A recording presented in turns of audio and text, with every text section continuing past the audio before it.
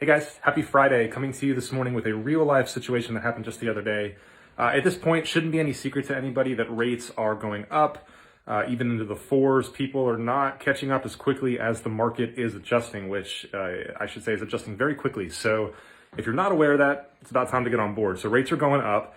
And we had a buyer that came in just a couple days ago, and we talked to him, first time buyer, and this video is about what we talked about and how we kind of shed a different light on what a lot of people are thinking right now. Because what a lot of people are thinking right now is that rates are going up and they're too high, right? I don't want to buy a rate or buy a house with a 4% rate. It's too high. It's ridiculous. Rates have been at 2% for the last 2 years, right?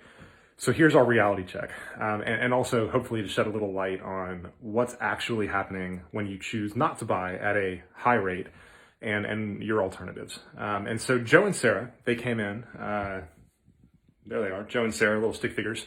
They came in, first-time buyers. They called. They said, "Hey, look, I'm really nervous about rates going up. I'm not sure what I can afford. Like, can we figure it out?" I said, "Yeah, sure, no problem. Like, we'll talk about it." So we did an application. We got all their stuff. We broke it all down, and they were qualified for a 4% rate. And so we had the conversation, and they were like, "Dude, honestly, like, my dad bought a house a year and a half ago at 2.5. Like 4% is just, it's too high.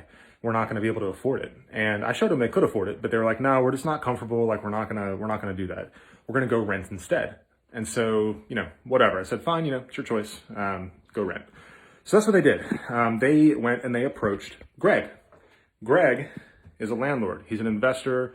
That's what he does for a living. He owns properties and he rents them out. Greg has a house, all right? And Greg has a mortgage on that house. This is that house, all right? That house has a mortgage with a rate of 5%. Because investment properties have higher rates than primary residences.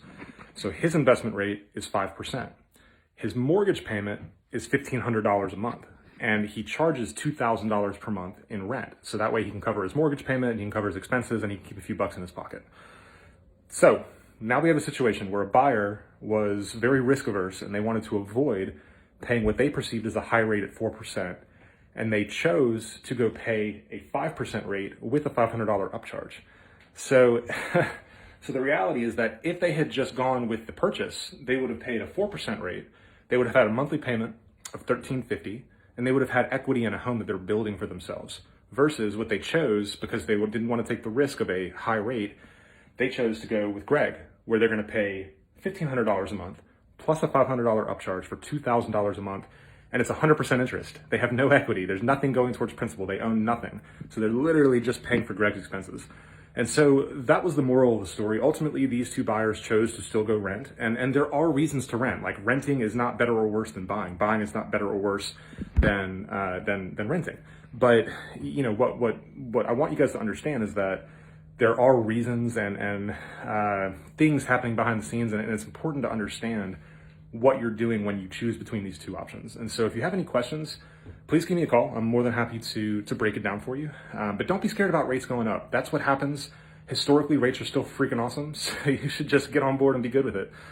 Because, the truth is, over the last couple of years, very unique circumstances that resulted in what they resulted in.